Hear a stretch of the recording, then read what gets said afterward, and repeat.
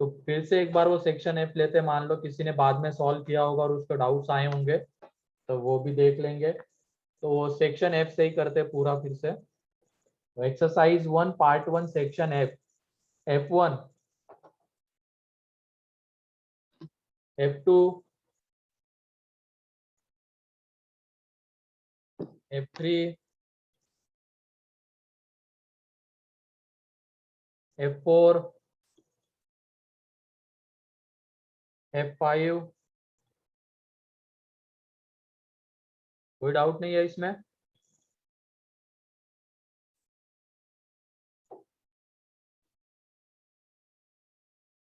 F6 तो है ही नहीं पार्ट 1 में। F6 नहीं है ना पार्ट 1 में?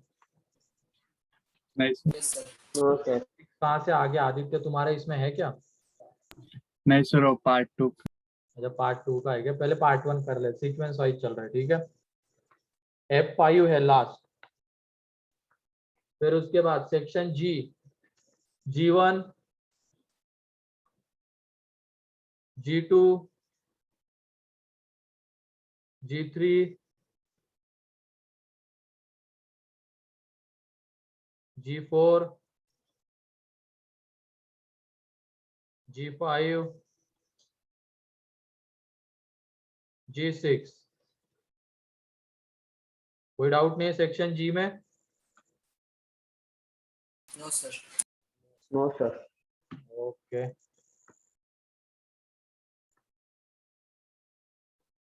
उसके बाद सेक्शन एफ पार्ट 2 का F1, F2, F3, F4, F5, F6। Okay F6 देख लो। F6 में उसको पूरे को कॉस में कन्वर्ट कर लेना, और जो हम कर सकते हैं अब, ठीक है। तो एक काम करना, यहाँ पे ये क्रॉस मल्टीप्लाई वगैरह करके ये 2 cos 3 theta is equal to 2 cos 2 theta minus 1 ये आ जाएगा। तो यहाँ से 2 cos 2 थीटा, या तो पूरे को कॉस में कन्वर्ट करना है तो कर लो डायरेक्टली। ये cos 3 थीटा का फॉर्मूला होता है 4 cos cube theta minus 3 cos theta, and cos 2 theta का फॉर्मूला होता है 2 cos स्क्वायर थीटा -1। तो यहाँ पे थोड़ी देर के लिए cos थीटा की जगह पे t, तो ये आ जाएगा यहाँ पे 8t क्यूब माइनस ये आ जाएगा 6t, एक तरफ लेके आ जाएंगे तो ये -4t और ये -3, तो इधर आके वो कितना +3 ये बन जाएगा, ठीक है। क्या क्या कह रहे हो?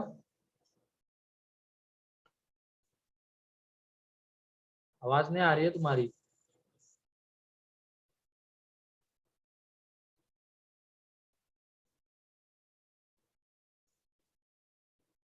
मेरी आवाज आ रही है क्या?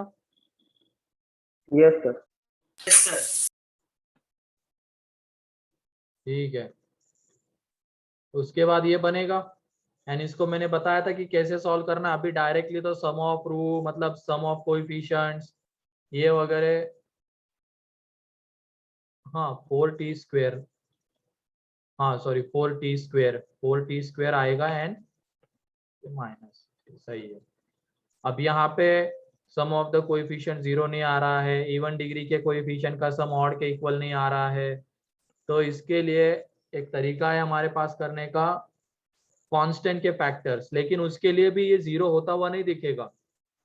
तो एक और चारा है, यहाँ पे देखो इन दोनों को एक साथ लेंगे एंड इन दोनों को एक साथ लेंगे, तो यहाँ से 4t स्क्वायर बाहर आ जाएगा और अंदर में बचेगा 2t माइनस 1, यहाँ से क्या कॉमन आ जाएगा -3, एंड अंदर में बचेगा 2t minus 1।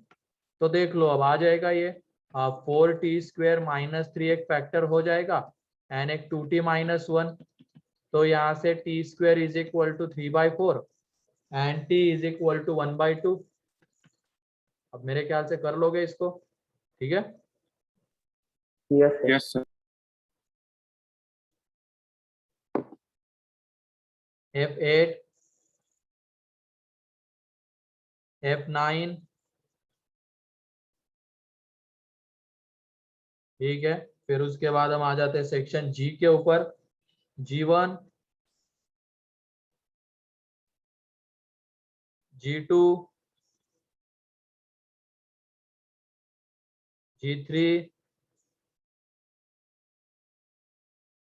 G4। Yes, sir.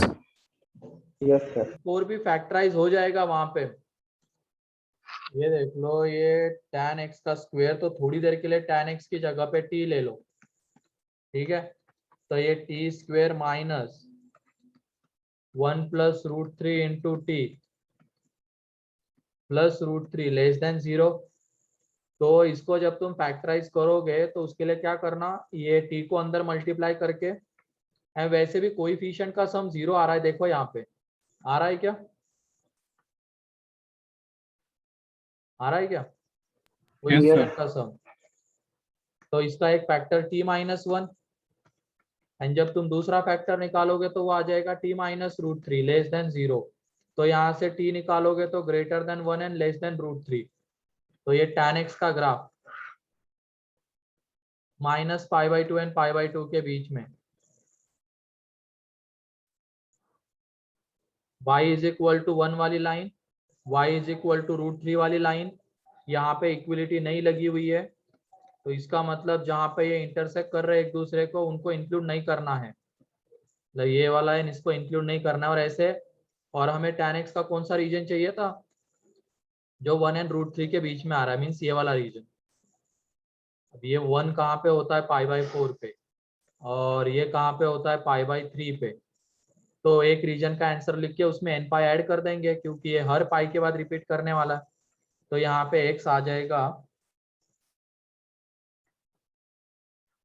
n pi plus π/4 to n pi plus π/3। यही आंसर है इसका। तो नहीं दिख रहा है कि ये आंसर तुम्हें कहीं पे,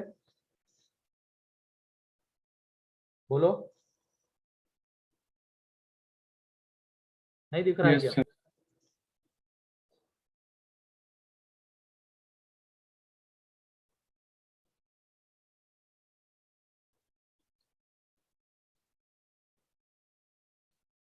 ऑप्शन देखो और बताओ कौन सा ऑप्शन है। A. Sir, C. बेटा ए में दिख रहा है, ये A, sir. ए में क्लियरली दिख रहा है कि यही बन रहा है। 4 से जब डिवाइड करो उसको तो दिख जाएगा n पाई प्लस π/4, एंड दूसरे में वो 3 से, तो n पाई प्लस π/3। तो ये आंसर है।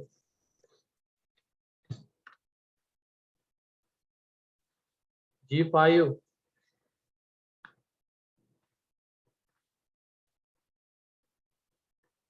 G6, Yes, sir. G6. Yes, sir. Yes, sir. हाँ G6 ही एक बढ़िया क्वेश्चन है इसमें, बाकी तो ऐसे ही है। G6 में ध्यान से सुनना क्या क्या हो रहा है। यहाँ पे राउंड बलून है रेडियस r का,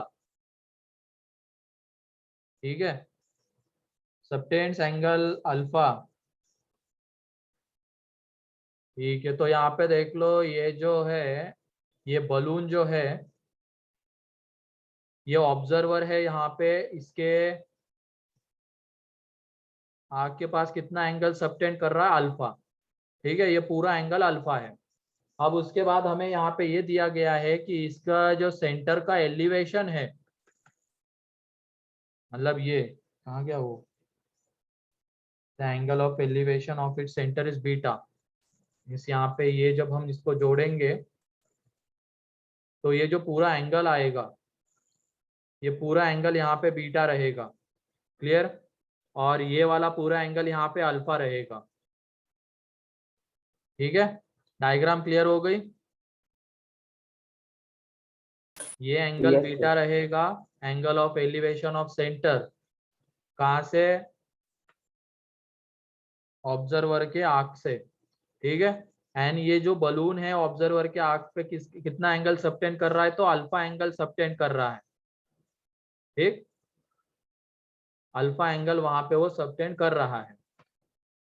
तो ये वाला एंगल बताओ कितना होगा, सोच समझ के बताना थोड़ा।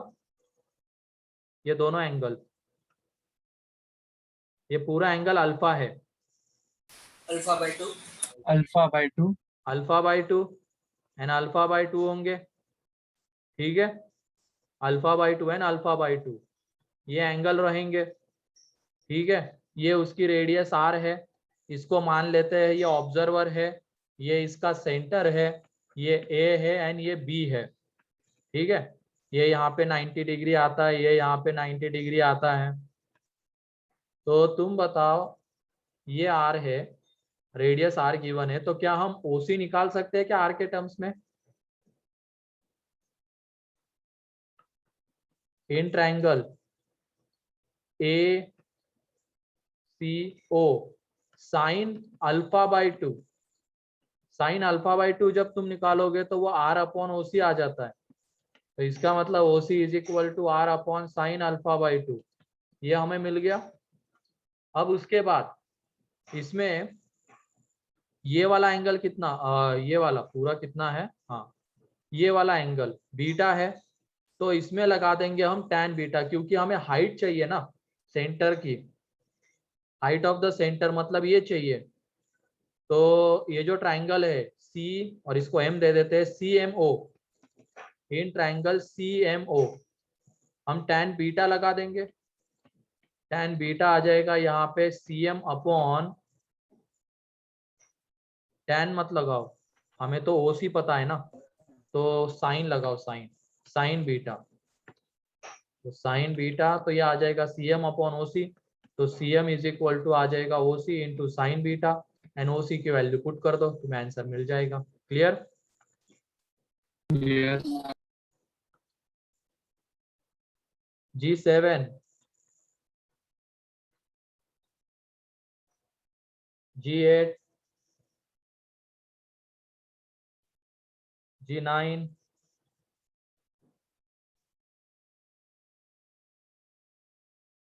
Sir G7। कौन सा? G7। G7, ठीक है। G7 में क्या बोला गया है? A man on the top of vertical tower, ये तो फिजिक्स का क्वेश्चन हो गया तुम लोगों का। वर्टिकल टॉवर के टॉप में है आदमी, ठीक है, यहाँ पे observes a car moving at a uniform speed coming directly towards it, मतलब ये कार है यहाँ पे, ठीक है, ये यूनिफॉर्म स्पीड से इधर जा रही है, मतलब ये इधर ऐसे नहीं जा पाएगी, कमिंग टुवर्ड्स इट मतलब एक तरीके से टॉवर की तरफ जा रही है, ठीक है। If it takes 12 minutes for angle of depression to change from 30 to 45, then car will reach the tower in. तो यहाँ पे अभी डिस्टेंस वगैरह कुछ नहीं दिया गया है, तो अभी मान लो जब उसका एंगल ऑफ डिप्रेशन 30 डिग्री है, एंगल ऑफ डिप्रेशन 30 डिग्री है, तो वो एक्स डिस्टेंस पे है टॉवर के एंड, इससे फुट से, ये डिस्टेंस एक्स है, ठीक है। एंड जैसे ही वो यहाँ पे आ जाती है, अब ये पूरा हम एक्स ले रहे हैं, ठीक है, ये पूरा का पूरा एक्स ले रहे हैं, और जैसे ही वो यहाँ पे आ जाएगी, जब एंगल ऑफ डिप्रेशन 45 रहेगा, तो मान लेते हैं कि डिस्टेंस y है, ठीक है, ये डिस्टेंस यहाँ पे y। अब तुम बताओ ये अगर 30 है तो ये कितना होगा? 45। अबे ये 30 तो ये 30 है ना, तो ये एंगल सर वो भी 30 होगा। 30 30 होगा ना, अल्टरनेट से ध्यान लो, या तो ये ऐसे करो, ये 30 है तो ये 60, तो ये 30। क्लियर? Yes sir. और उसके बाद ये पूरा एंगल यहाँ पे, ये एंगल 45 है, ये 45 है, तो ये वाला कितना होगा? 45, 45। 45। ठीक है। अब उसकी हाइट हम ले लेते हैं h, तो तुम बताओ tan 45 कितना? h by y, y. तो यहाँ से y इज इक्वल टू आ जाएगा h, ठीक है। फिर उसके बाद यहाँ पे इसमें लगाएंगे tan 30, तो tan 30 कितना आ जाएगा h बाई एक्स, तो यहाँ से x जो आएगा वो h बाय मतलब ये √3h आएगा। Yes, sir. Yes, sir. अब तुम बताओ ये जो डिस्टेंस है बीच का, इतना डिस्टेंस, इतना कवर करने में कितना टाइम लगा है? 12 minutes. 12 12 मिनट। minutes. और ये 12 डिस्टेंस कितना आएगा? X minus Y. x X minus minus- y. तो x minus y upon v करेंगे, मान लेते हैं यूनिफॉर्म वेलोसिटी v है, तो इज इक्वल टू 12 मिनट्स आएगा। बोलो। तो Yes, क्या sir. यहाँ Yes, से तुम्हें h मिलेगा, h v के टर्म्स में, या h by v Yes, sir. मिल जाएगा ना? Yes, देख लो यहाँ पे वैल्यू को जब पुट कर दोगे तो यह आ जाएगा h by v √3 minus 1 is equal to 12। ये मिल गया हमें, तो h by v is equal to कितना मिला? 12 अपॉन √3 माइनस 1। अब उसके बाद हमें बोला गया है कि ये फुट तक कितने टाइम में पहुंचेगा। ठीक है, then car will reach the tower, मतलब ये पूरा डिस्टेंस कवर करने में कितना टाइम लगेगा ये हमें बताना है। ये तो हमें पता चल गया, ये 12 मिनट लग रहे हैं। अब इतना डिस्टेंस कवर करने में कितना टाइम, y अपॉन वी, है कि नहीं? Yes, sir. yes, मतलब जो टोटल टाइम है वो कितना, 12 प्लस वाई अपॉन वी, और y कितना है, h, तो h बाई वी। तो यहाँ से ये 12 प्लस 1 मिनट, ये ऑप्शन को देख के तो ये नहीं लग रहा है, इसमें सिर्फ y बाई वी चाहिए, बचा हुआ डिस्टेंस कितने टाइम में कवर होगा ये चाहिए। ठीक है, बचा हुआ डिस्टेंस y, यही तो लग रहा है ना। If it takes 12 minutes then car will reach the tower, मतलब इस इंस्टेंट के बाद टावर के एंड पे कब पहुंचेगी, तो y बाई वी ही चाहिए। तो वो टाइम, ठीक है, तो यहाँ पे y इज इक्वल टू आ जाएगा, sorry t is equal to h by we.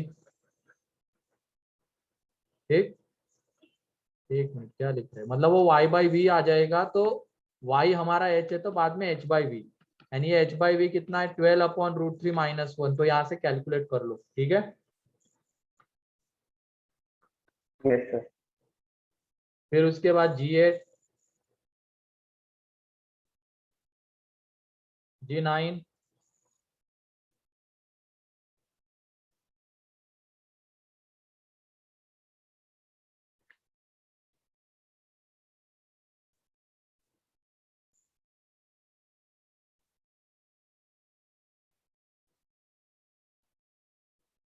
फिर उसके बाद part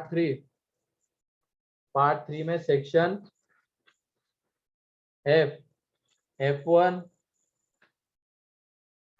F2 F3 F4। Sir, F4. F4. F4 में क्या एंगल्स AP में है, तो मेरे ख्याल से AP में होते हैं तो बेसिक चीज तो इसकी पता होगी कि यहाँ पे 2b is equal to a plus C आएगा, ये पता है क्या? बोलो। अरे नहीं पता है क्या? अगर 3 ये AP Middle में है, term. हाँ, हाँ पता है. पता है ना। पता है। तो 2b is equal to a plus C, ये हमें मिल गया ना, हमें दिया हुआ है a प्लस बी प्लस सी पाई, क्योंकि वो ट्राइंगल के एंगल से, तो पाई आ जाएगा, तो 2b की जगह a प्लस सी की जगह पे b, तो ये 3b इज इक्वल, तो b is equal to pi by 3 आ जाएगा। क्लियर? ये क्लियर है? Yes, sir. अब उसके बाद ये डिग्री में है वैसे एंगल्स, ठीक है, तो b कितना आ जाएगा, 60 डिग्री, 60 degree. क्योंकि वो ऊपर में डिग्री क्लियरली मेंशन करके दिया गया है उसके ऊपर। अब उसके बाद हमें दिया गया है sine 2a plus B is equal to 1/2। ठीक है, तो b 60 आ गया, तो ये 2a प्लस बी कितना होना चाहिए ताकि ये 1/2 आएगा, बोलो।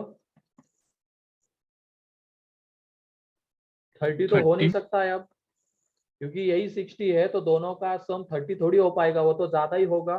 एंड बड़ा होगा तो कितना होगा, 150 होगा, 150. है कि नहीं। 150. डिग्री में लिख रहा हूं मैं अब, क्योंकि एंगल्स हमें डिग्री में चाहिए। तो ये 2a + 60 degree is equal to 150 degree. तो यहाँ से 2a इज 45. इक्वल टू आ जाएगा 90 डिग्री। तो a इज इक्वल टू आ जाएगा 45 डिग्री, एंड एक बार a मिल गया तो c आ जाएगा 75 डिग्री। क्लियर, एंड वो निकाल लो अब। Yes.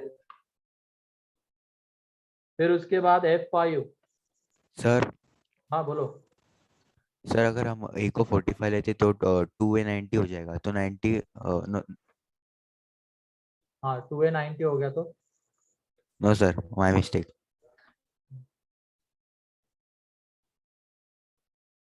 F5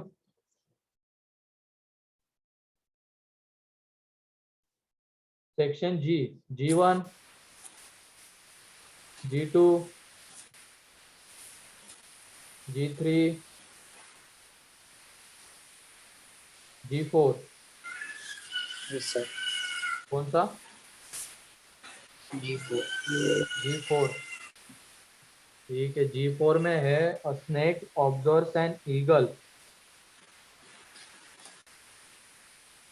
perching on the top of a pole 20 meter high.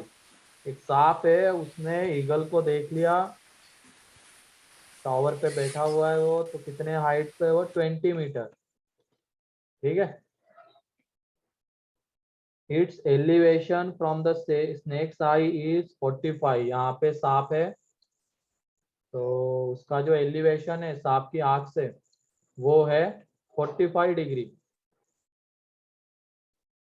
Before it flies, मतलब वो अभी देख रहा था, तो उसी टाइम पे सांप ने उसको देख लिया और देखा कि वो टावर पे बैठा हुआ है और उसका एंगल ऑफ एलिवेशन 45 है। अब उसके बाद ईगल ने भी सांप को देखा होगा, तो उसने उड़ना शुरू कर दिया बिफोर इट फ्लाइज। ठीक है, बिफोर इट फ्लाइज हॉरिजॉन्टली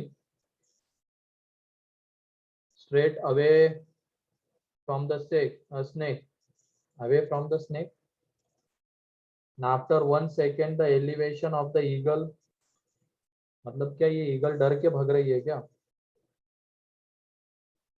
ठीक है, मतलब ये अवे फ्रॉम द स्नेक उड़ रहा है हॉरिजॉन्टली, अभी यहाँ पे बैठा हुआ था, अब वो यहाँ पे पहुंच गया होगा। ठीक है, उड़ के यहाँ पे पहुंच गया, तो एंगल ऑफ एलिवेशन जो है वो 30 डिग्री है और हॉरिजॉन्टली उड़ रहा है।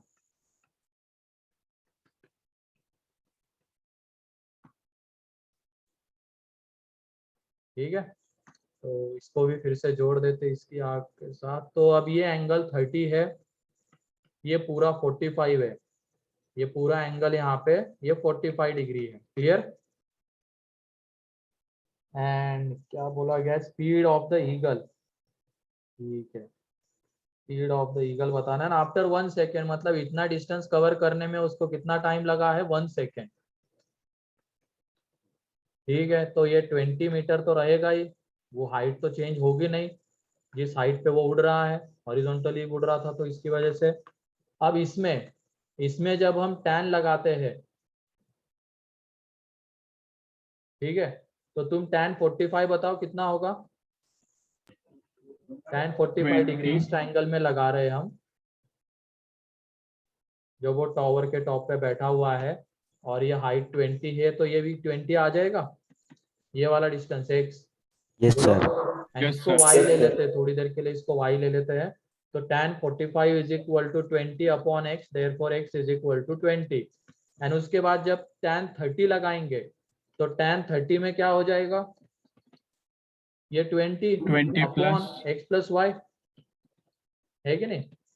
तो यहाँ से x plus Y is equal to आ जाएगा 20√3, लेकिन ये तो 20 है। ठीक है, तो y जब निकालेंगे तो वो 20 इंटू √3 -1, एंड इतना डिस्टेंस कवर करने में कितना टाइम लगा है, 1 सेकेंड। तो 1 वहां second. से वेलोसिटी आ जाएगी 20 इंटू √3 -1 अपॉन 1 मीटर पर सेकेंड। बोलो। Yes, sir. Yes, sir. ठीक है, तो अब किसी को कोई डाउट इसमें एक्सरसाइज 1 में, क्योंकि एक्सरसाइज 1 अपनी डिस्कस हो चुकी है। कोई भी डाउट है तो पूछ लो। एक्सरसाइज 1 और एग्जाम की तैयारी पूरी हो गई है? Yes sir. सभी लोगों की आवाज ही नहीं आ रही, इसका मतलब नहीं हुई है।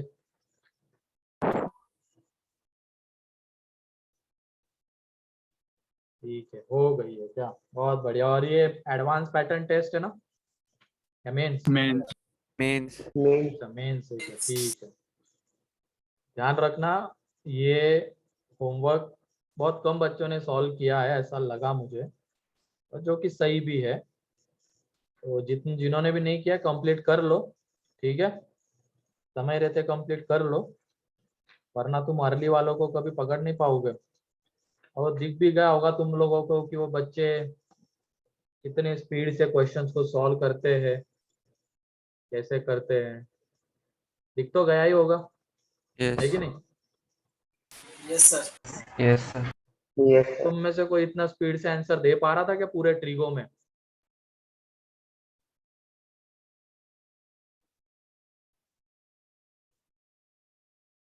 कोई भी ऐसा नहीं था। तो तुम लोगों को थोड़ी और मेहनत करने की जरूरत तो है।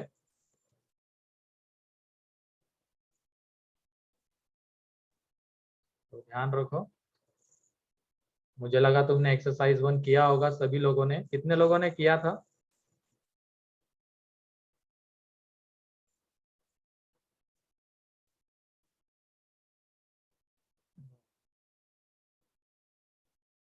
ठीक है, 9 बच्चों ने, 10 ने किया था बस।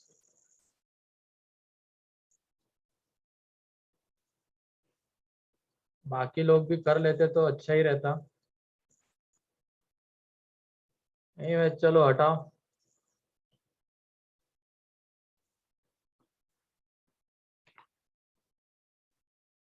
आ जाते हैं अब सीक्वेंस सीरीज के ऊपर। और कल के लेक्चर में, कल का भी बता देता हूँ, एक्सरसाइज 2, एक्सरसाइज 2 का पार्ट 1, वैसे उसमें कुछ खास बचा नहीं है, 1-2 क्वेश्चंस बचे हैं बस।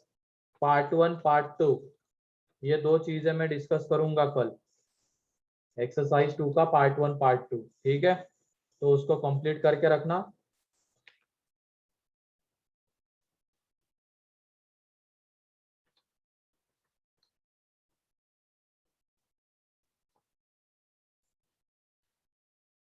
सीक्वेंस सीरीज हेडिंग डाल दो अब,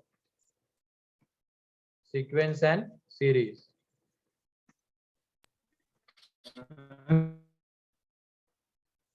हाँ, कोई कुछ कह रहा है क्या?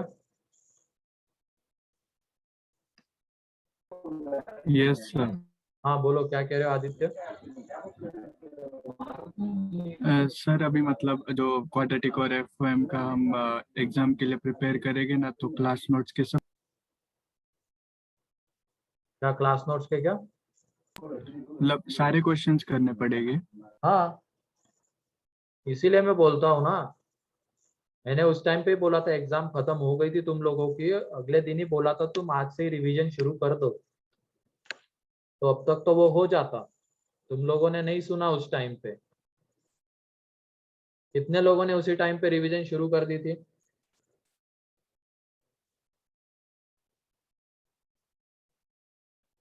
बस एक बच्चा है जिसने हाथ खड़ा किया है। सर बीच में एक वीक गैप गया था, मैं बीमार था। ओके, तो उसी टाइम पे शुरू करना होता तो फिर ऐसे सवाल ही नहीं करते तुम लोग। तुम्हें लग रहा होगा कि अब कितना करें, क्योंकि टाइम तो 2 ही दिन बचा है। FOM1 क्वाड्रेटिक ट्रीगो, और ये होगा अगर तुम रिवीजन टाइमली नहीं करोगे तो एग्जाम के 2-3 दिन पहले ऐसे ही बुरे हाल रहेंगे। क्या करे, सामने तो इतना सब कुछ दिख रहा है, उसमें से करे क्या? ये तो अभी 3 टॉपिक हुए हैं, जैसे जैसे धीरे धीरे आगे जाओगे 10 टॉपिक सामने पड़े हुए रहेंगे, कैसे करे? तुम सही आदतें अभी से लगा लो, ठीक है?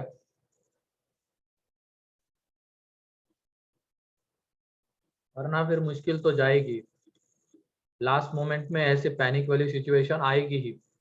और हम देखते हैं बच्चे आते हैं, बहुत सारे बच्चे ऐसे होते हैं जो नहीं सुनते हैं, हम बोलते हैं उनको करो, रिवाइज करो, ये करो, सही टाइम पे सारी सही चीजें बताते हैं, लेकिन वो उस टाइम पे लाइटली ले लेते हैं, बाद में पछताते हैं। बाद में उनको रियलाइज होता है कि हाँ सही चीज हमने कर ली होती उस टाइम पे, लेकिन वो टाइम निकल चुका होता है, तो फिर कोई रोने धोने से भी कोई फायदा नहीं होता है उस टाइम पे। वो जो भी सिचुएशन उसको फेस करना होता है, जो भी रिजल्ट आएगा, जो भी कुछ होगा।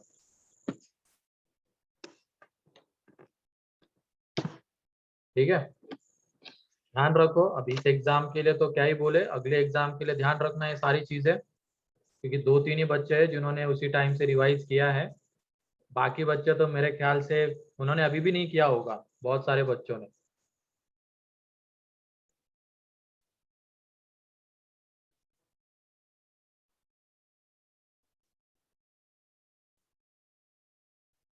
एनीवेज, चलो सीक्वेंस सीरीज।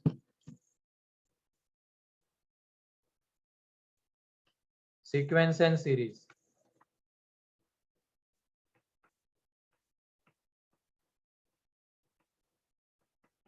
हमें ट्रिगो का उसी टाइम पे बोल रहा था सारे फॉर्मूले याद कर लो, ये कर लो, वो कर लो। बहुत कम बच्चे होंगे जिनके सारे फॉर्मूले अभी याद होंगे, बहुत ही कम, गिने चुने बच्चे होंगे तुम्हारे बैच में। सही कह रहा हूँ ना मैं? कितने बच्चों को सारे फॉर्मूले एकदम रटे हुए हैं, याद है पूरे?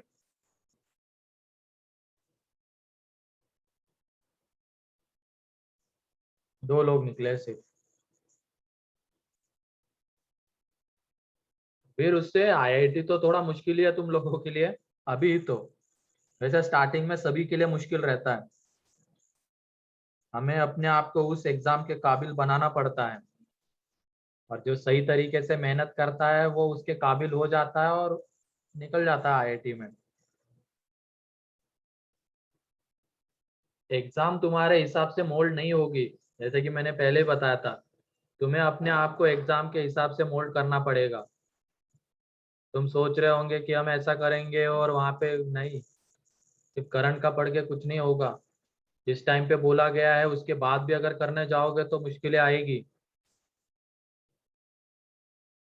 देख लो, इतने बड़े तो अब हो ही गए हो, तो तुम्हें पता चल रहा होगा क्या बड़े तुम्हारे लिए बेटर रहेगा और क्या नहीं। दूध पीते तो बच्चे हो नहीं तुम लोग, या हो? अभी भी कौन कौन पीता है दूध?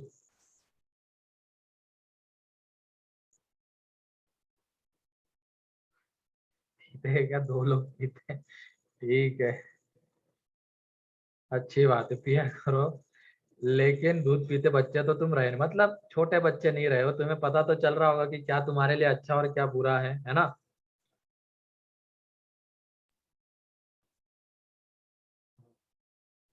ठीक है, ठीक है फिर देख लो अब एग्जाम की और के, मतलब क्यों बोल रहे थे तुम लोग ये कि एग्जाम की तैयारी हो गई है, रिवीजन तुमने की नहीं है? किसने किसने बोला था कि हाँ पूरा रिवाइज हो, मतलब तैयारी हो चुकी है एग्जाम की पूरी?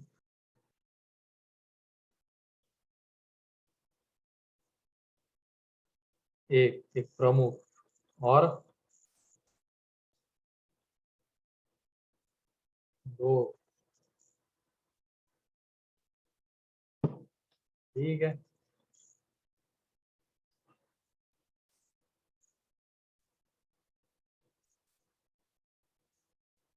सीक्वेंस एंड सीरीज डाल दो हेडिंग, उसी में आगे बढ़ते हैं हम लोग। तो इसकी पहले डेफिनेशन लिख लेते हैं, सीक्वेंस क्या होता है, सीरीज क्या होता है। ठीक है, डोमेन रेंज क्या होता है ये तो मैंने बता ही दिया था, है ही नहीं? वाई इज इक्वल टू, अगर एफ ऑफ एक्स हम फंक्शन लेते हैं तो जो एक्स की वैल्यूज आती है उसको क्या कहते हैं हम लोग? डोमेन। डोमेन। एंड डोमेन, जो वाई की वैल्यूज होती है उसको क्या कहते हैं? रेंज। रेंज, रेंज कहते हैं। तो उसी से ये सीक्वेंस एंड सीरीज आता है, एक फंक्शन का डोमेन एंड रेंज ही होता है ये। तो लिख लो इसके बारे में, ठीक है? तो लिखो, sequence, sequence is a function whose domain is sequence is a function whose domain is set of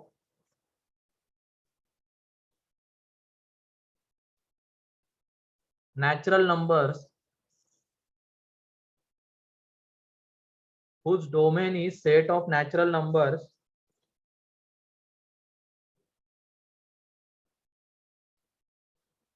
sequence is a function, या तो ऐसे लिखो sequence is a range of function, range of function वहां पे ऐड कर लेना point.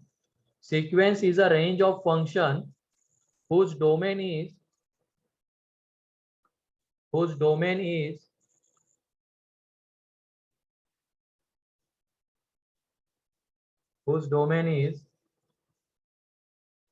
set of natural numbers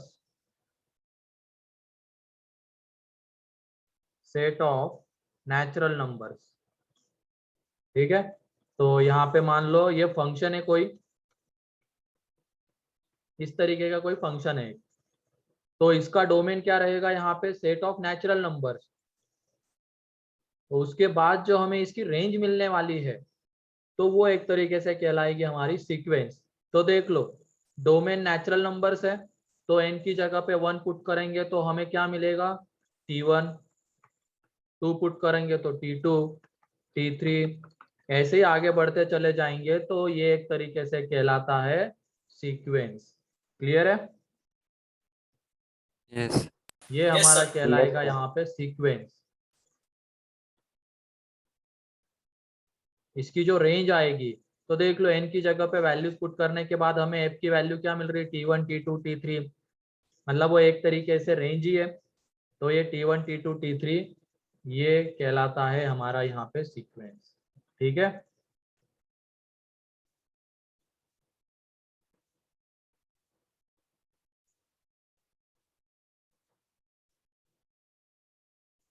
मतलब sequence भी एक तरीके से फंक्शन से रिलेटेड ही है. कैसे फंक्शन की रेंज है ये, जिसका domain set of natural numbers है.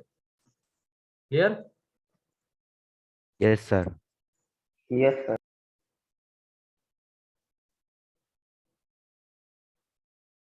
अब उसके बाद सीक्वेंस में 2-3 टाइप होते हैं, फाइनाइट सीक्वेंस, इनफाइनाइट सीक्वेंस.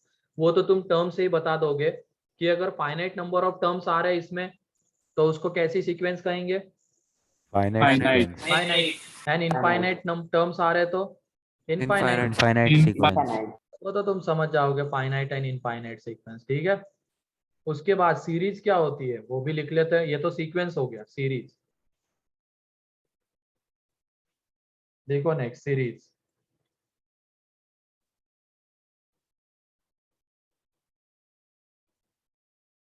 लिखो by adding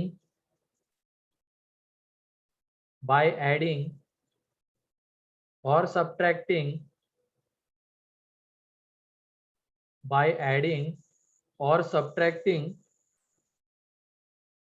the terms of sequence, by adding or subtracting the terms of sequence, we get an expression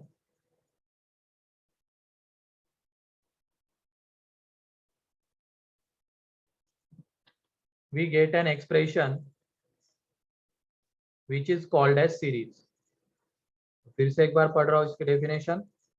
By adding or subtracting the terms of sequence, we get an expression which is called as series. तो मान लो अगर sequence हमारी ये है,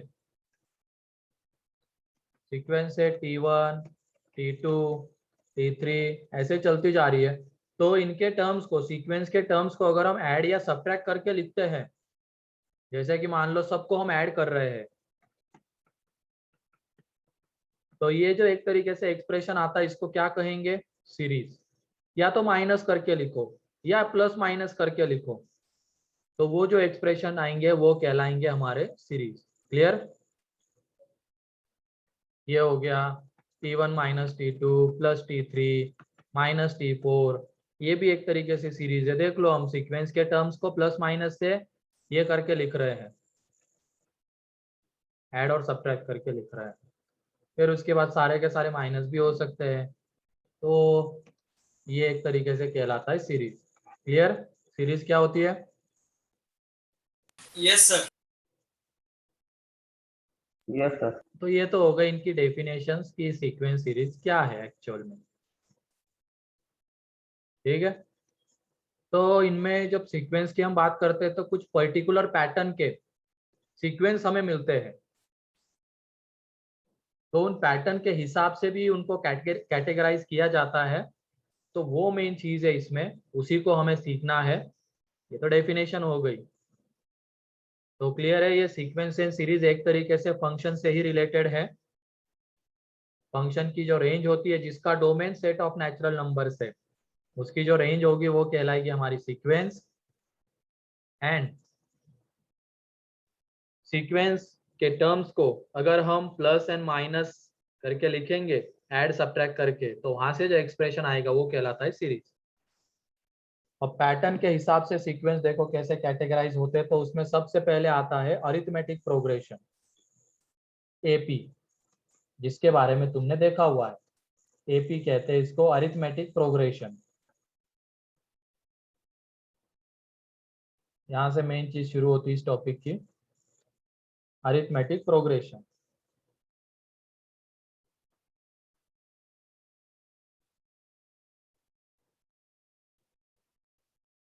तो लिखो इसमें, कोई बता सकता है क्या कि एपी में कौन सा पैटर्न मिलता है? A plus n minus common 1 into difference के बहुत से रहता है। हाँ ठीक है, तो उसको लैंग्वेज के फॉर्म में लिखना है तो कैसे लिखेंगे? लिखो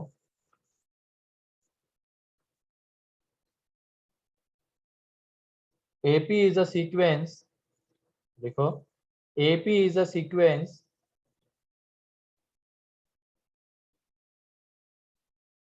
AP is a sequence whose successive terms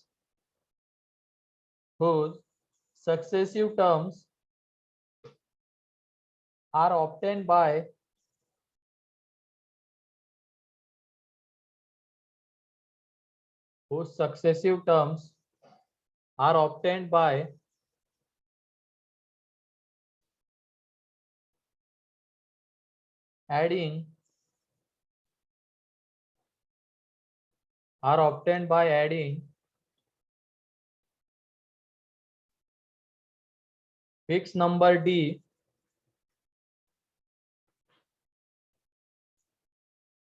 are obtained by adding fixed number D to the preceding terms,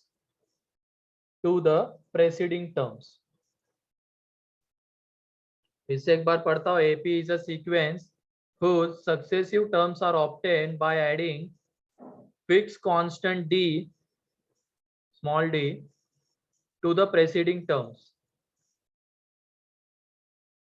यहाँ पे लिख लेना fix constant D.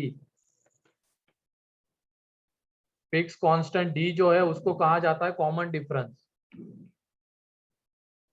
Is called as common difference. ठीक है, कॉमन डिफरेंस कहा जाएगा इसको। तो ये क्या कह रहा है देखो, ईच प्रेसिडिंग टर्म, मान लो ये सबसे पहली टर्म है, अगर इसके बाद वाली मतलब इसके सक्सेसिव टर्म अगर हमें चाहिए तो हमें उसमें क्या ऐड करना पड़ेगा? Fix constant. ठीक है, अब हमें इसके बाद वाली टर्म मतलब इसके सक्सेसिव टर्म चाहिए तो उसमें एक fix constant again D add करना पड़ेगा। तो a plus 2d, a plus 3d। इस तरीके से ये जो सीक्वेंस मिलती है हमें, मतलब ईच प्रेसीडिंग टर्म में एक फिक्स कांस्टेंट ऐड करने के बाद हमें सक्सेसिव टर्म मिल रही है, तो उसको कहा जाता है एपी। क्लियर? Yes, sir. तो उसमें ये हो जाएगी उसकी फर्स्ट टर्म, ये हो जाएगी उसकी सेकेंड टर्म, ये हो जाएगी उसकी थर्ड टर्म, ये फोर्थ टर्म हो जाएगी। ऐसे ही बताओ तुम, यहाँ से इसकी nth टर्म क्या आएगी? nth term a plus a nd plus n plus n minus 1 n minus n 1 d. minus 1 A d. plus n minus 1 d. a plus N minus one into d clearly दिख रहा है ना। T2 मतलब इसको हम क्या लिख सकते हैं यहाँ पे 2 माइनस वन, T3 में यहाँ पे ये 3 माइनस वन, T4 में ये 4 माइनस वन, ऐसे ही Tn में उसी को कहा जाएगा इसकी जनरल टर्म या nth नंबर की टर्म। ठीक है, जनरल टर्म या nth नंबर की टर्म हो जाएगी यहाँ पे first a plus n minus one into D.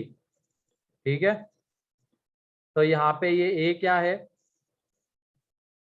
First term, first term और d क्या है? Common difference. Common difference. Clear? तो ये Yes, sir. जनरल टर्म या तो nth नंबर की टर्म। इसको जनरल इसलिए कहा जाता है क्योंकि मान लो अगर हमें फोर्थ नंबर की टर्म चाहिए तो हम n की जगह पे 4 पुट कर देंगे, 10th नंबर की टर्म चाहिए n की जगह पे 10 पुट कर देंगे। मतलब n की अलग अलग वैल्यू पुट करने पे हमें हर एक मतलब टर्म्स मिल जाते हैं एपी के, तो इसकी वजह से इसको जनरल टर्म भी कहा जाता है। जैसे जनरल सॉल्यूशन, वैसे यहाँ पे जनरल टर्म n के टर्म्स में n की अलग अलग वैल्यू पुट करने पे हमें सीक्वेंस के सारे टर्म्स मिलते हैं। Clear? Yes, yes sir. sir. Yes, Yes, sir. sir. या तो इसको तुम nth नंबर की टर्म भी कह सकते हो।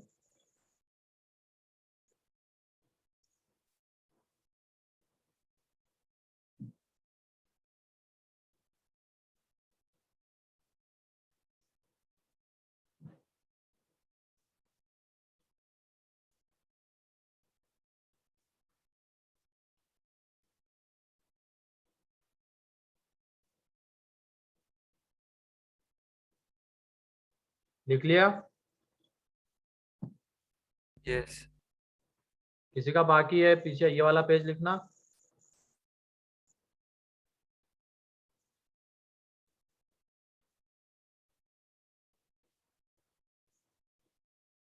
ठीक है, नेक्स्ट पेज ये हो गया। अब उसके बाद आ जाते, ये तो हो गई जनरल टर्म। अब सम ऑफ फर्स्ट एन टर्म्स की हम बात करते हैं। दो तीन चीजें आती है इसमें, एक तो जनरल टर्म क्या होती है एंड देन उसके बाद sum of first N terms of the sequence. तो वही है sum of first N terms, first N terms. ठीक है, बीच में से कोई भी एन मत कंसिडर कर लेना, first N terms, sum of first N terms of AP. ठीक है, तो मान लो उसको हमने एसएन से रिप्रेजेंट कर दिया। एक मिनट,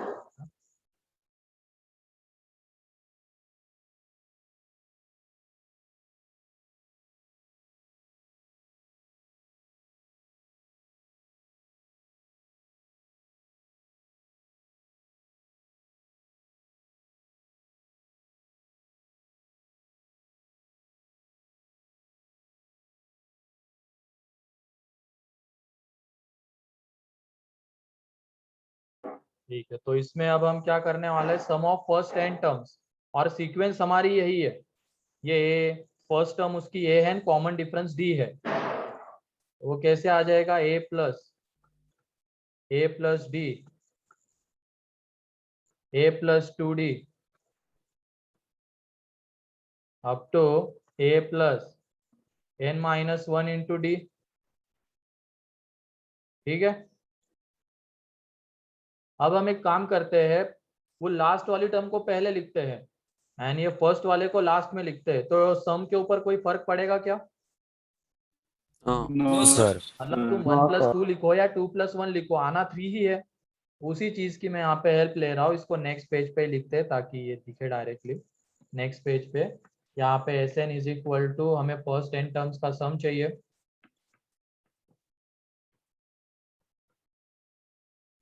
तो ये A plus N minus one into D.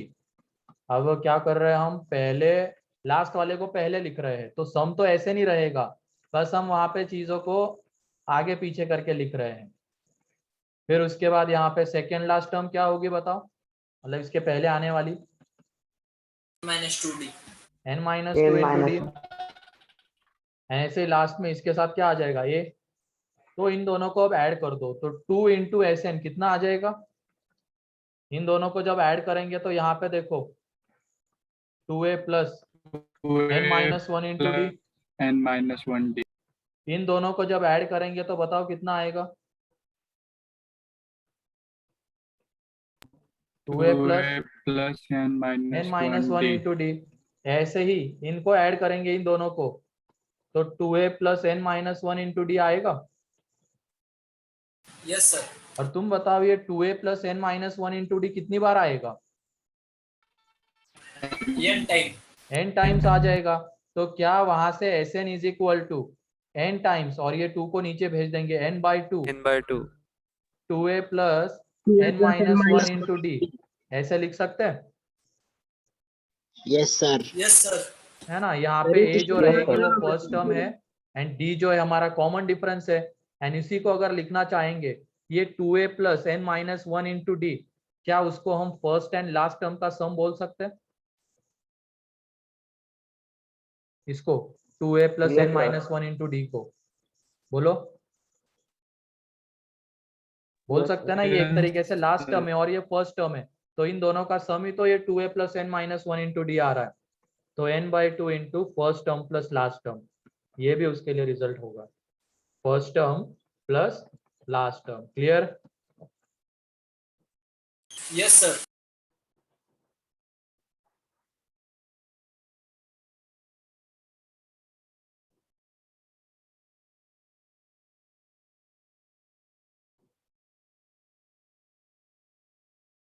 Sir last slide दिखाए वो।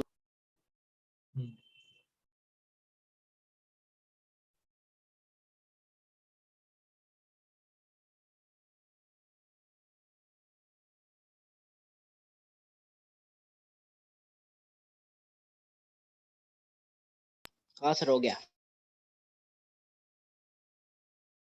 लिख लो इसको जल्दी।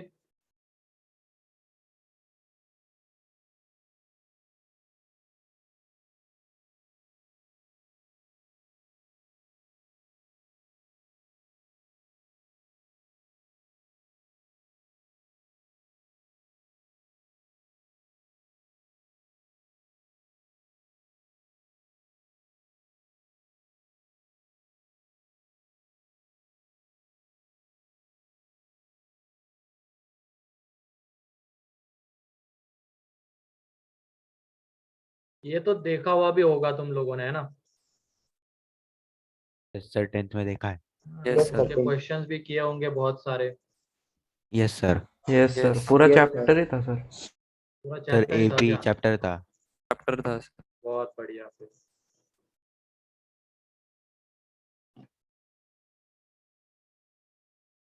सर हमें ये लास्ट ईयर था लेसन अरिथमेटिक प्रोग्रेशन में। अब तो पूरा देखेंगे हम। अब एपी थोड़ी देखना है हमें, AP, GP, HP, AGP, sir बहुत सारी चीजें देखेंगे। मीन भी है ना उसका। हाँ मीन। क्या कहते हैं, हाँ मीन भी, वही मीन वगैरह सब देखेंगे, टेंशन मत लो। तो बस तुम एक काम करना, क्योंकि ये चीजें इंटरलिंक रहती है, तो जिस दिन मैंने आज सपोज ये पढ़ा दिया तो आज ही उसके क्लास नोट्स रिवाइज कर लेना। ये काम तो ये कर लिया करो अच्छे से, यस सर। ठीक है। वरना फिर वो दिक्कत आएगी अगले क्लास में।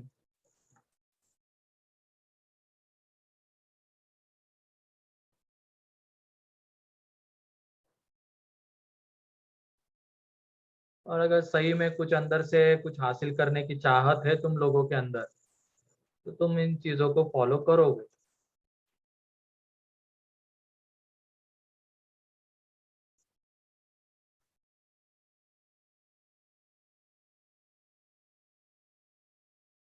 ठीक है, हो गया ये। Yes, sir. चलो आगे बढ़ते हैं। अब हमारे पास अब दो रिजल्ट्स आ गए। एपी की जनरल टर्म क्या होती है एंड एपी के फर्स्ट एन टर्म्स का सम क्या होता है, ये हमें मिल चुका है। उसके बाद relation between s n and t n, relation between s n and t n, ठीक है, relation between s n and t n.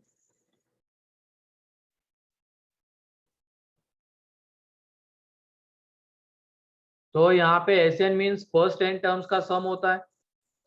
तो मान लो सीक्वेंस है, उसके टर्म से T1 T2 T3 up to Tn, तो इन सब का सम आ जाएगा यहाँ पे T1 plus T2 plus T3, है ना, अप टू Tn। एंड अगर मान लो मैं ये लिखता हूँ यहाँ पे Sn-1, तो ये फर्स्ट कितने टर्म्स का सम रहेगा, बोलो, Tn minus first n n minus minus one Tn terms minus का 2. सम रहेगा ना।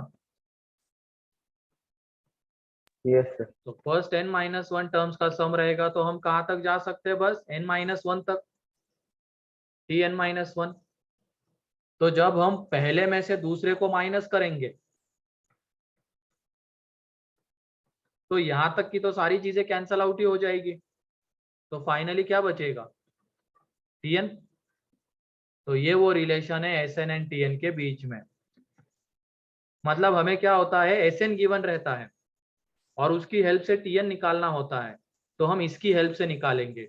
Sn हमें गिवन है, तो हम वहां से Sn-1 निकाल लेंगे। कैसे, n की जगह पे n-1 पुट करके।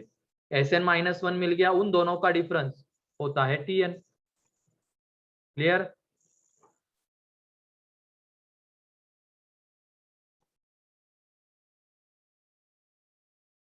तो इस तरीके से हमें Tn मिलेगा Sn की हेल्प से। और ये बताओ, क्या ये सिर्फ एपी के लिए ही एप्लीकेबल है या किसी भी सीक्वेंस के लिए, ये रिजल्ट सोच समझ के बताना। एपी के लिए ही एप्लीकेबल या किसी भी सीक्वेंस में लगा सकते, किसी भी सीरीज में, सर नहीं लगा सकते क्यों नहीं, सर, अगर वहाँ पे मल्टीप्लिकेशन होगा तो। मतलब सर यहाँ पे कैसे प्लस प्लस प्लस में ना सारे टर्म्स अरे ऐड एसएन ऐड का कर रहे। मीनिंग ही क्या होता है, फर्स्ट एन टर्म्स का सम होता है, सम ही होता है उसका मीनिंग। ऑल इसके लिए एप्लीकेबल है। सब सारे इसके लिए एप्लीकेबल है, ध्यान रखना। कोई भी सीक्वेंस ले लो ये रैंडम, जिसके terms T1 T2 T3 up to Tn है, उसके फर्स्ट एन टर्म्स का सम Sn आने वाला है। Sn-1 means first n-1 terms का सम, तो इसमें से इसको माइनस कर देंगे तो Tn बचेगा। तो ये सारे सीक्वेंसेस के लिए वैलिड है। क्लियर है, चाहे वो एपी रहे चाहे ना रहे।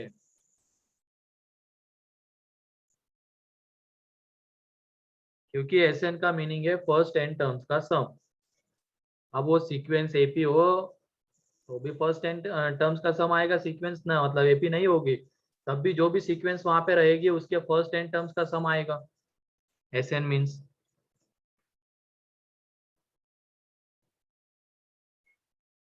ठीक है। तो relation between Sn and Tn भी हो गया। तो यहाँ तक किसी को कोई डाउट,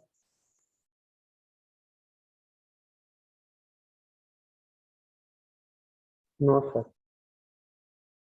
तो क्वेश्चन देखे इसके ऊपर अब। yes. Yes Yes sir. sir. चलो क्वेश्चन लिख लो।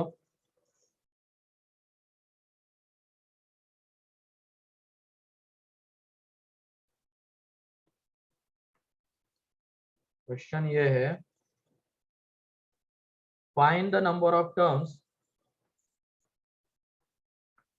Find the number of terms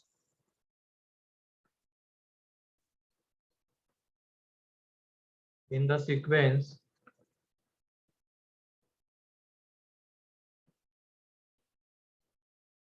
4, 12, 20 up to 108।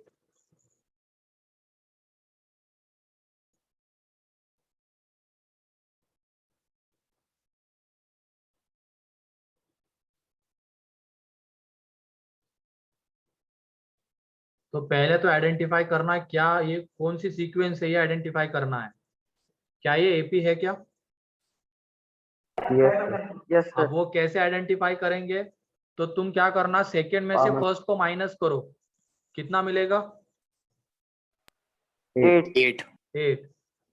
तो वही, और थर्ड में से सेकेंड को माइनस करोगे तो 8. 8।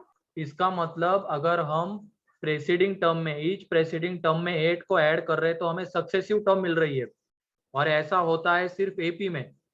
एंड वो जो टर्म हम ऐड करते हैं वो कहलाती है कॉमन डिफरेंस। तो इसमें कॉमन डिफरेंस क्या है? 8. कॉमन डिफरेंस 8 हो जाएगा, एंड फर्स्ट टर्म 4. 4 4. हो जाएगी। तो इसमें नंबर ऑफ टर्म्स अब निकाल सकते हैं हम लोग। हाँ सही है मानस, मानस सही है। और किसी का आया क्या नंबर ऑफ टर्म्स? नितिन सही है, अथर्व सही है, अर्चिता सही है, चलो, सबका सही आ रहा है। ठीक है, आसान भी था वैसे ये, क्योंकि लास्ट टर्म इसमें है 108। मतलब एक तरीके से इसको मान के चलते हैं, अभी पता नहीं कौन से नंबर की टर्म है, तो nth नंबर की टर्म है ऐसा मान के चलते हैं। तो tn इज इक्वल टू हमारे पास क्या है, a plus n minus 1 into D. तो ये 108 4 प्लस n माइनस 1 इंटू 8। तो यहाँ से जब n निकालेंगे तो वो कितना आएगा? 14. 14. 14 आएगा। क्लियर?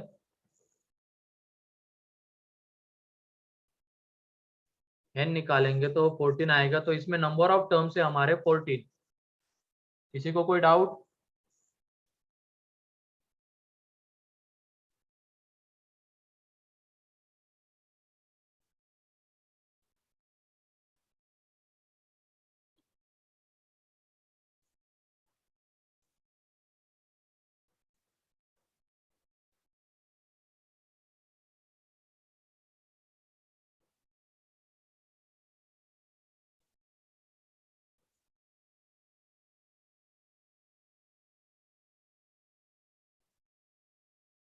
चलो नेक्स्ट क्वेश्चन, अब लिख लिया ये? Yes sir. Yes, sir. Yes, sir. Next question ये है, in AP T54 is equal to minus 61 and T4 is equal to a 64. Then find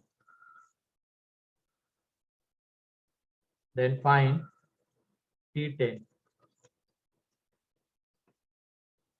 Then find T10.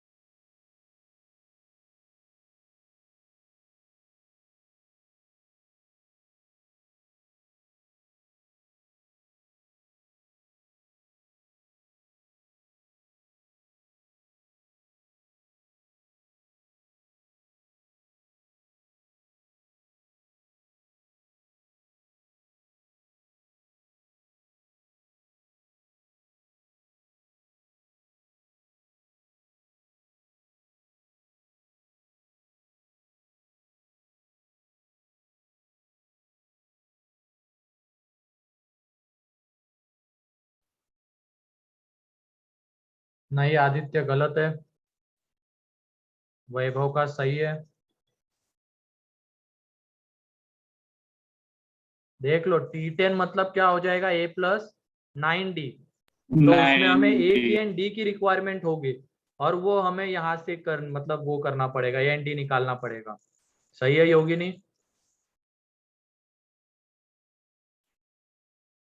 ठीक है प्रणव, सही है। मतलब तुम लोग तो ट्रिगो में ढीले ही पड़ गए थे एकदम। योगिनी भी कभी आंसर नहीं कर रही थी, कोई भी नहीं कर पा रहा था। क्यों?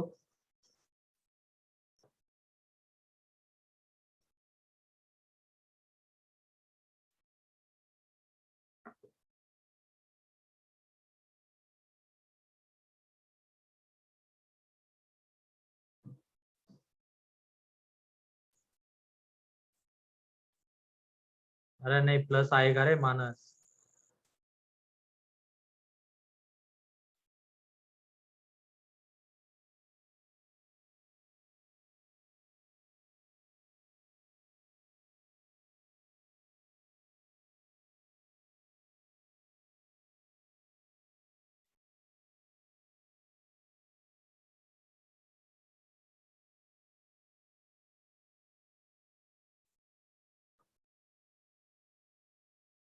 अरे बहुत सारे बच्चे इसमें, 30-31 बच्चे हैं, बाकियों से नहीं आ रहा है क्या?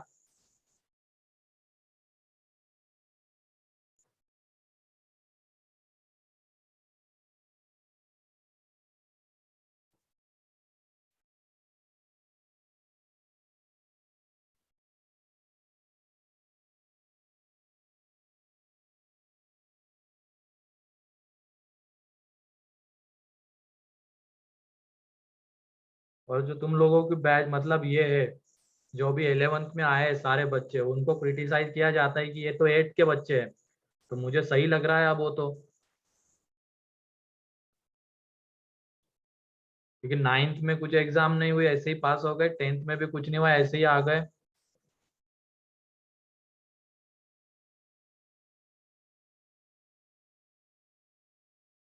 बैठे हुए हैं सिर्फ।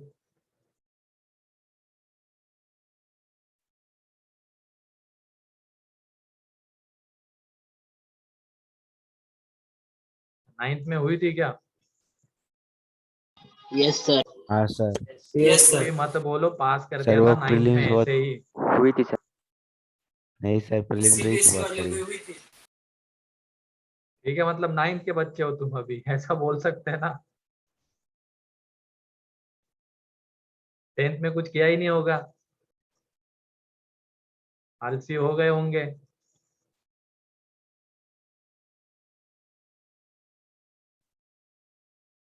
ठीक है,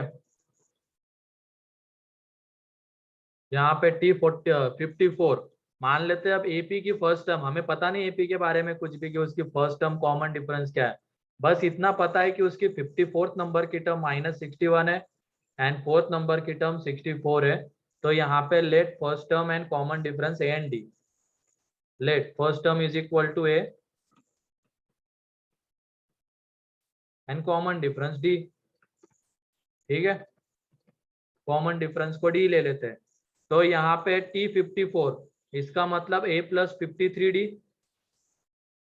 इज इक्वल टू आ जाएगा -61, ये first, and A+3D is equal to आ जाएगा 64।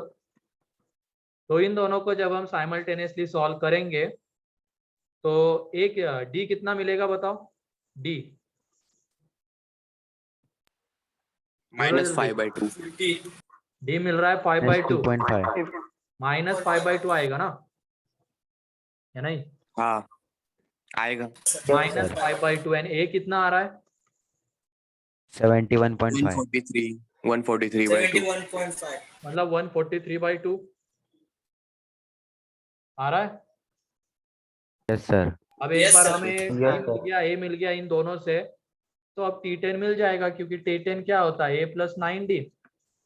अब इसमें ए की वैल्यू पुट कर देंगे 143/2, डी की पुट कर देंगे तो ये -45/2, तो ये आ जाता है 98/2, that is 49। 49। Clear? Yes sir. Yes, sir. Yes, sir. चलो लिख लो जल्दी से।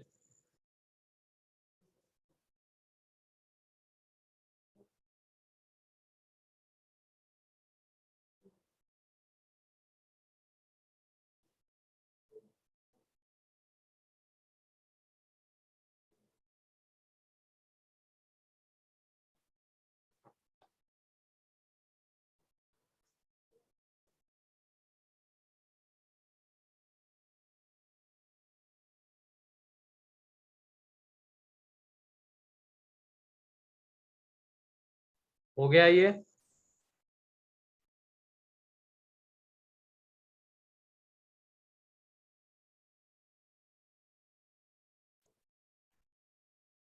किसी का बाकी है क्या लिखना? No sir. No, sir. ठीक है, नेक्स्ट क्वेश्चन अब। find the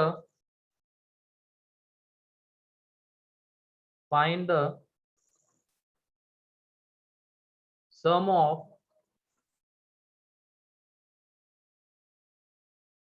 all natural numbers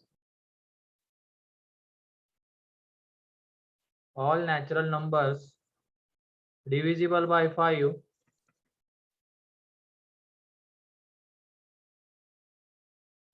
but less than 100।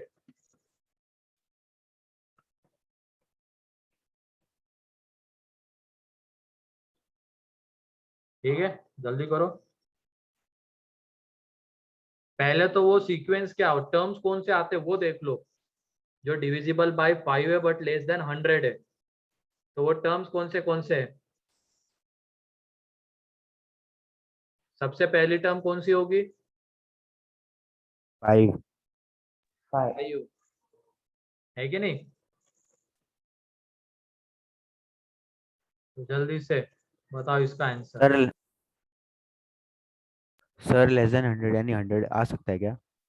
तो तुम खुद ही सोचो, इतनी अंग्रेजी तो पढ़ी होगी, इसीलिए तो मुझे डाउट हो रहा है कि तुम 8th वाले हो ना। सही, अब तुम बताओ लेस देन 100 है तो उसमें 100 कैसे आएगा? आएगा क्या? नो, बस 95 लास्ट डिजिट होगा। 95 लास्ट होगा इसमें।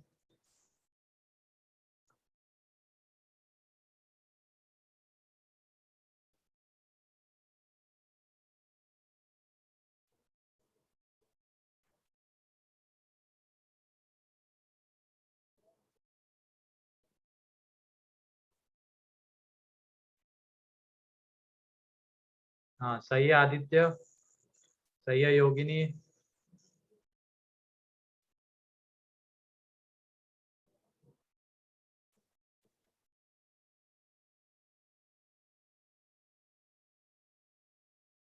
सही है अर्चिता, वैभव। अरे नंबर ऑफ टर्म्स नहीं पूछे अथर्व, सम पूछा है, सम। सही है आर्यन, मानस।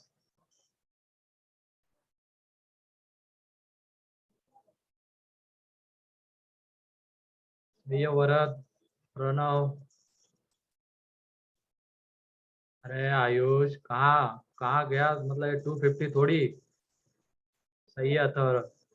चलो देखो यहाँ पे, पहले तो वो सीक्वेंस ढूंढ लेते हैं जिसमें फर्स्ट टर्म ऑफ 5 आएगी, नेचुरल नंबर्स बोला गया डिविजिबल बाय 5, तो सबसे छोटा 5, देन उसके बाद 10 15 ऐसे ही 95। अब यहाँ पे हमें इनका सम चाहिए, तो यहाँ पे टोटल नंबर ऑफ टर्म्स कितने आते हैं इसमें? 19। मान लो नहीं बता पा रहे हो डायरेक्टली देख के, तो हमारे पास रिजल्ट है ना, Tn इज इक्वल टू कितना है? 95। तो 95 is equal to 5 plus n minus 1 into d, मतलब 5। ठीक है, तो यहाँ से जब n निकालोगे तो वो आ जाता है 19, मतलब इस सीक्वेंस में 19 टर्म्स है। 19 टर्म्स है, फर्स्ट टर्म ये है, कॉमन डिफरेंस 5 है, या तो फर्स्ट टर्म 5 है, लास्ट टर्म 95 है। देयरफॉर s जो आएगा इसमें, सम जो आएगा 19/2 plus 5 plus 95, first term plus last term, तो यहाँ से जब निकालेंगे तो 950। क्लियर? Yes. किसी को कोई डाउट?